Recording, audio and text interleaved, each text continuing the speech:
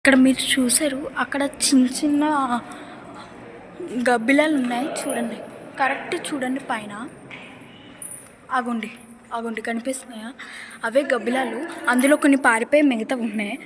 గబ్బిలాలు ఎంత అక్కడ బుద్ధుడు విగ్రహాలు ఎలా అయితే ఉన్నాయో, ఇక్కడ విష్ణుమూర్తి, శివుడు, పార్వతి వాళ్ళందరి విగ్రహాలు కూడా అలాగే ఉన్నాయి. ఓకే, చూడండి పెద్ద పెద్ద గోతులు అయితే ఇక్కడ ఉన్నాయి, ఇంకా కన్నాలు. ఇదొక ఎండ్లెస్ కేవ్స్. ఇవన్నీ తిరగాలంటే మనకి మన లైఫ్ కూడా సరిపోదు. సో ఇప్పుడు నేను కిందకి వెళ్ళి జస్ట్ బేసిక్గా కిందన మీకు ఏమేమి కనిపిస్తాయి అవన్నీ చూపిస్తా. ఇక్కడ మెట్లు కూడా సరిగ్గా లేవు.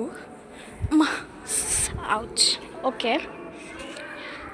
ఇదైతే ఒక చిన్న మార్గం కేవ్స్ బయటికి. చూడండి,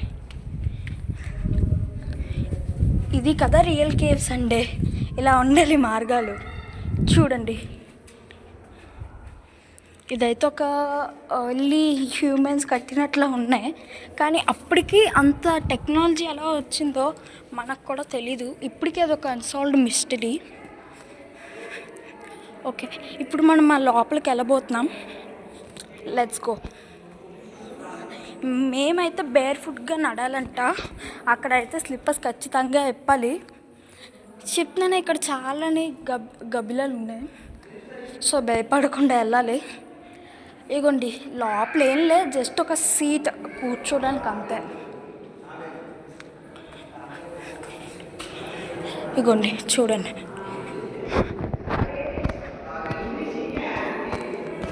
అదంతా తిరగాలంటే నాకు భయం వేస్తుంది.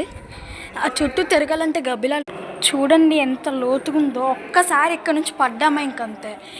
ఇది ఎంత లోతు ఉంటుందో అంత హైట్ కూడా అంతే ఉంటుంది. నేను ఇప్పుడైతే నార్మల్గా తీస్తున్నాను, తర్వాత మీకు క్లియర్గా చూపిస్తా.